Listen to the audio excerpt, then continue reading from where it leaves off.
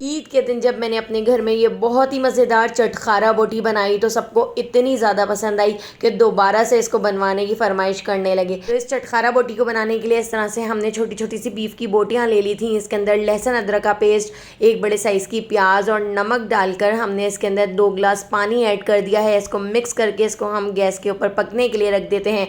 गोश्त को अच्छी तरह से गलाने के बाद इसके पानी को खुश्क कर लिया है। अब यहाँ पर हम चटखारा बोटी के लिए एक मसाला बना के तैयार कर लेते हैं। नमक, लाल पिसी हुई मिर्चें, लाल कुटी हुई मिर्चें, पिसी हुई काली मिर्च, चाट मसाला, पिसा हुआ गरम मसाला, कश्मीरी लाल मिर्च, हल्दी पाउडर, इसके साथ ही काला नमक हमने इसमें ऐड कर दिया है। थोड़ी सी अजवाइन ऐड कर दिया, भुना कुटा जीरा, 2 टेबल स्पून कुटा हुआ धनिया, कसूरी मेथी हमने इसमें ऐड कर दी है। इसके साथ ही इसके ऊपर मैंने एक स्टेनर रख लिया है और स्टेनर से छान कर मैं इसके अंदर ऐड कर देती हूँ मैदा। तो 2 टेबल स्पून मैंने इसमें मैदा ऐड कर दिया है और 1/4 टीस्पून जर्दे का रंग ऐड करके इसको अच्छी तरह से मिक्स कर लेते हैं। अब ये जो हमारी चटखारा बोटी है ये अच्छी तरह से गल चुकी है।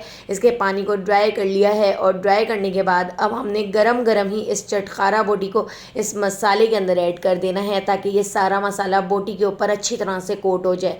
और इस तरह से अच्छी तरह से मिक्स करने के बाद यहाँ पर मैं एक बड़े साइज़ का लेमन इसके अंदर निचोड़ देती हूँ और लेमन को भी हम इसके अंदर अच्छी तरह से मिक्स कर लेते हैं। ये सारा मसाला बोटियों के ऊपर लगाकर मैंने 3 से 4 घंटे के लिए छोड़ दिया था और इसको ढककर हमने फ्रिज में रख दिया था। अब इसके बाद मैं इस तरह से इसके ऊपर कोयले का दम लगा देती हूँ जिससे इसका टेस्ट और ज़्यादा मज़ेदार हो जाएगा।